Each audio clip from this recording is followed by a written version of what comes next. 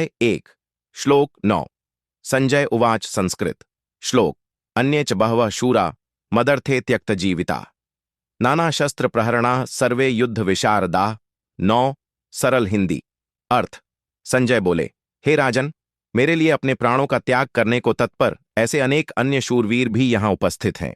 वे सब विभिन्न प्रकार के अस्त्र शस्त्रों से सुसज्जित हैं और सभी युद्ध कला में अत्यंत निपुण हैं। आइए दोस्तों, आज हम इस श्लोक के पीछे छुपी एक कहानी सुनाने जा रहे हैं। कुरुक्षेत्र का मैदान, जरूर शंखनाद, आधे-बुन घोड़ों की तापें और अस्त्रों की चमक।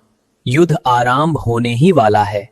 दुर्योधन अपनी विशाल सेना को देखकर आचार्य द्रोण के सामने खड़ा है। उसकी आवाज में गर्व है, लेकिन उसके मन में कहीं ना कहीं एक हल्का सा भय भी छुपा है। आचार्य, मेरी सेना में ऐसे अनेक शूरवीर हैं जो मेरे लिए अपने प्राणों तक का त्याग करने को तैयार है। अब दुर्योधन अपनी सेना की ओर इशारा करता है।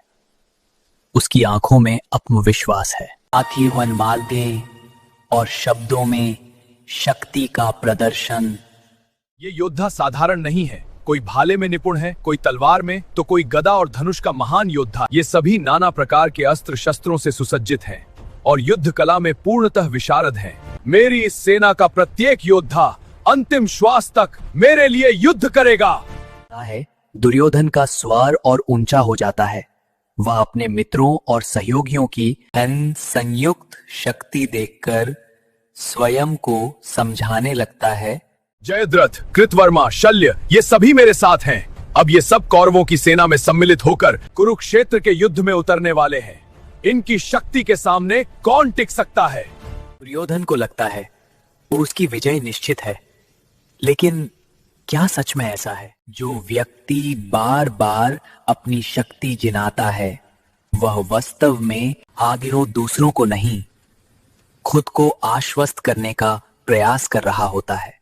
यही इस श्लोक का गूढ़ संदेश है।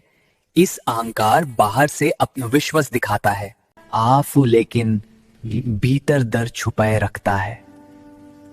और उन सच्चा धर्म, सत्य और विजय हमेशा शांत, स्थिर और विनम्र मन से प्रकट होते हैं। भगवद गीता अध्याय 1 श्लोक 9। जहां अहंकार बोलता है, वहां भय छुपा होता है। Thank you for watching. Like, share and subscribe to support this journey of knowledge.